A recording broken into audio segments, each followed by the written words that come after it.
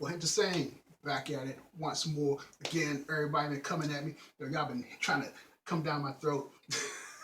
Pause. Go ahead to saying, hey, I'm loving this debate. We keep going back and forth with this. I admit when I was wrong. I stand corrected. You know what I'm saying? Yo, I think we all got a little Indian blood in us. You know what I'm saying? Most of us, not everybody, but a lot of us do. You know what I'm saying? However, the arguments that the Aboriginal community is making that we originated here still false. We're not going for that one. You guys haven't provided any evidence of that yet. Now, when people saying that we have Indian people in our family, that is true. All right, as the channel Real Black Consciousness, as he was pointed out in his videos, he made it plain and clear, and he debunks you guys' argument when they talk about our grandparents talk about having Indian people in our family. They're not talking about Native American Indians. They're talking about people from India. And it reminded me of a lecture from John Henry Clark when he talked about, the Dutch East India Trading Company and how they trade on the east coast of Africa. And there's work out there that proves this. For all you guys who don't know, all right, the documentation's proven the slave trade happened on the east coast of Africa, bringing slaves from the east coast of Africa who were Indians to South Carolina and to New York. All right. In fact, check this out. This is This is an article that I found because I know you guys like to only read things online, documenting the British East Indian Company and their involvement in the East Indian slave trade. All right, check this out. So it's information for you guys. Going through, proving that a lot of slaves came from the East Coast of Africa.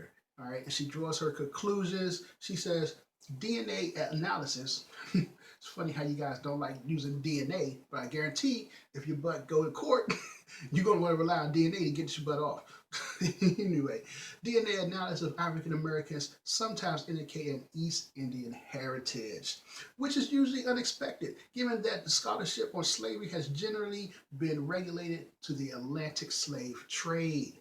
All right, so this is like they find an East Indian blood in a lot of African Americans, and a lot of black people in America, and they like East African blood. I mean, and they're like, oh, where's this coming from? That's because slaves were brought from Madagascar and Mauritania, all right, and Mozambique.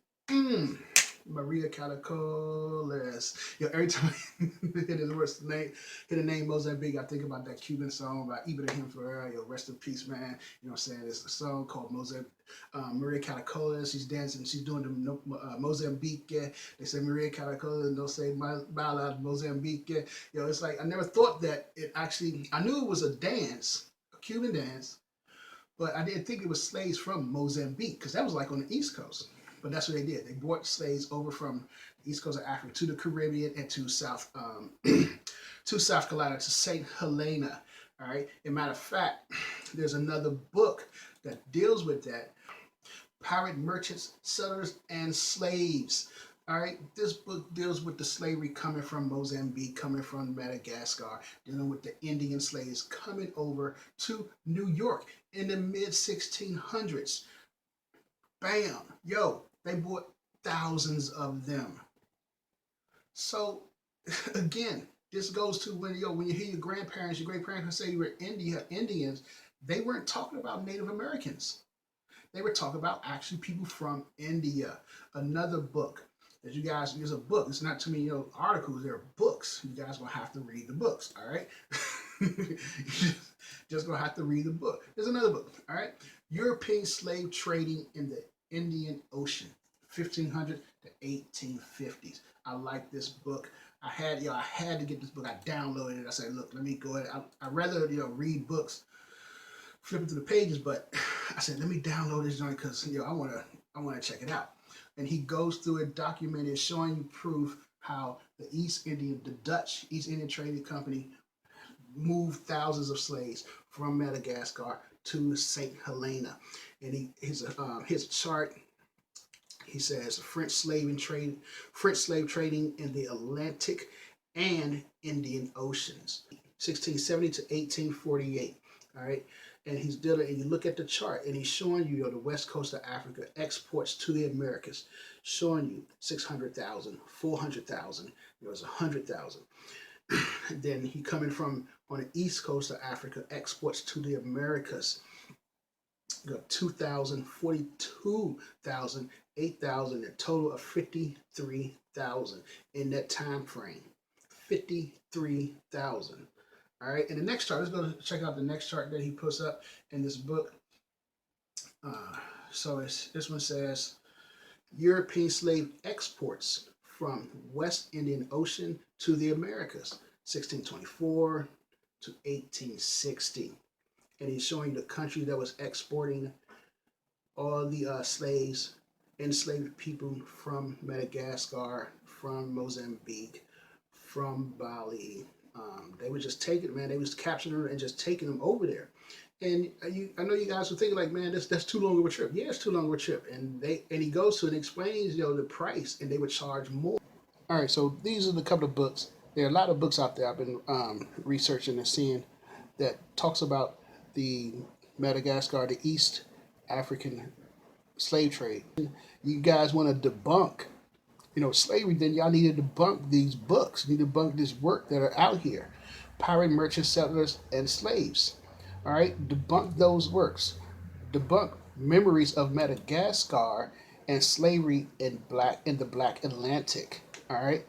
So this is another part of the history that you guys exclude just to prove your point. And that's called cherry picking your argument. This book that details the slave trade on the east coast of Africa to the Americas, to South Carolina, and to New York, showing you guys that a lot of Indian people of Indian descent, was brought to America. And that's where the bloodline comes in when we say you have when you have Indian blood. It comes from people who are from India. This is why you look at all the people who are doing their DNA tests on YouTube. Look at them. I don't know why there's a lot of sisters are doing it. I don't know what's up with all the women though. But anyway, look at all the people who are doing their DNA tests on YouTube. They only have 1%. 1% of a DNA test from the DNA test of Native American blood. Native American DNA is only 1%. Come on. But I know y'all throwing DNA out the window. That's fine. All right. Here's the records. Here's the evidence. Now go debunk these books. Have fun. See you next time.